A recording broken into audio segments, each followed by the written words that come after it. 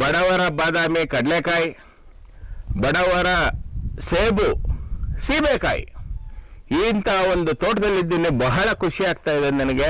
ಯಾಕೆಂದರೆ ನಮಗೆಲ್ಲ ಭಾಳ ಜನ ಭಾಳ ರೈತರು ಏನು ಮಾಡ್ತೀವಿ ನಾವು ಅಂದ್ಕೊಂಡಂಗೆ ವ್ಯವಸಾಯ, ನಾನು ಸಹಾಯ, ನೀನು ಸಹಾಯ, ಮನೆಮಕ್ಕಳೆಲ್ಲ ಸಹಾಯ ಅಂತ ಭಾಳ ಅಳ್ತಾರೆ.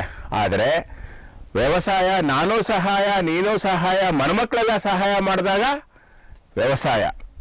ಇವಾಗ ಇತ್ತೀಚಿನ ಪರಿಸ್ಥಿತಿಯಲ್ಲಿ ಯಾರಾದರೂ ವ್ಯವಸಾಯ ಮಾಡ್ತಿದ್ದಾರೆ ಅಂತ ಅವ್ರಿಗೆ ಎಣ್ಣೆ ಕೊಡೋದಿಲ್ಲ, ಆ ಥರ ಪರಿಸ್ಥಿತಿ. ಅಂಥ ಒಂದು ಪರಿಸ್ಥಿತಿ ಇರೋವಾಗ ನಮ್ಮ ಈ ಒಂದು ತೋಟ ಏನು ನೋಡ್ತಾ ಇದ್ದೀರಿ, ಇದು ಥೈಲ್ಯಾಂಡ್ ಸೀಬೆ, ಥೈಲ್ಯಾಂಡಿನ ಬಿಳಿ ಸೀಬೆ ಹಣ್ಣಿನ ಈ ENRB ಅಂತ ಒಂದು ನಮ್ಮ ದೇಶದ ತಂದು ಅದನ್ನು ಪ್ರಚುರಪಡಿಸಿ ಅದನ್ನು ಒಳ್ಳೆ ಕಾಡು, ಅಂದರೆ ಈಗ ಕಾಡು ಕಲ್ಲು ಅಂತ ಹೇಳ್ತೀವಿ, ಅಥವಾ ಚೆಟ್ಟು ಅಂತ ಹೇಳ್ತೀವಿ, ಅಥವಾ ಕಲ್ಲು ಮಣ್ಣಿನಲ್ಲಿ ಕಲ್ಲಲ್ಲಿ ಈ ತೋಟ ಮಾಡಿದ್ದಾರೆ ಅಂತಂದರೆ ಅತಿಶಯೋಕ್ತಿ ಅಲ್ಲ.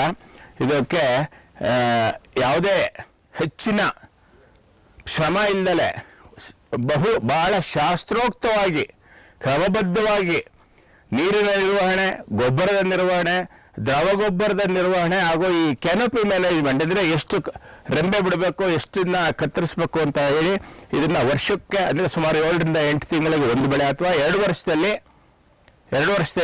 3 ಬೆಳೆ ತಗೊಳ್ಳೋವಂಥ ಒಬ್ಬರು ಬಂಗಾರದ ಮನುಷ್ಯ ಇಲ್ಲಿದ್ದಾರೆ.